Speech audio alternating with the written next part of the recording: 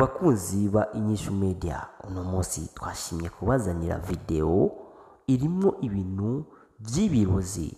Iyo video nayiravye incuro zirenga zitandatu, ngoma niyumvira ati mbega iyi video yoba irimo ibintu by'amamontage canke ico gihugu kibanyi coba kifise abarozi gusumba ngaha mu gihugu cyacu cy'u Burundi. Inyishu Media twebwe dukora twisunga kurondera inyishu y'abantu bafise ibibazo, y'abantu badakoresha ibintu biri mu muco. Uno munsi habonetse abarozi basumba wa murozi musanzwe muzi cyangwa abarozi musanzwe muzi. Umurozi ahindura umuntu inzoka, je natangaye.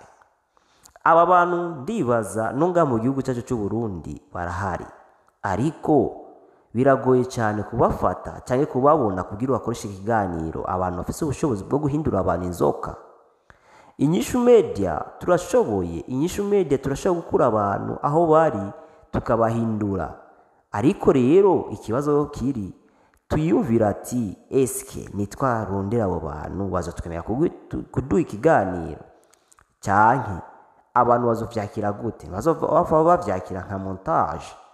Inyishu Media iri ngaha kugira turondera abantu bafise ibibazo mukama bikira mare bafise ibibazo. Ni kuvuga rero kuva uno munsi Inyishu Media igiye kuba inyishu y'abantu. Mutama Banderasi musanzwe muzi ko ariwe papa wa Bahebi yake agiye guhinduka, tuzogerageza ahinduke nkuko umwana wiwe Bahebi yake niwe ndiko ndivugira ngaha, narahindutse nkaba nk'umuntu. Abantu bose bafise ingeso mbi bakwiye ko bagira iki bahinduka. Imana iri ngaha kugira iduhe inguvu. Bakunzi ba Inyishu Media rero, utarakora subscribe gerageza kugira subscribe. Mugabo nimba ufise ya ngeso yawe mbi yo kutifuza kuhinduka, iyo subscribe yawe nayo dukeneye ko uduha, ariko turi kumwe twese birashoboka. Murakoze cyane. Icyo tugiye guhindura nko muri uko kwezi kuza nuko twobaha ibikorwa birimo impanuro, ibikorwa birimo show, amafilme meza cyane. Murakoze cyane.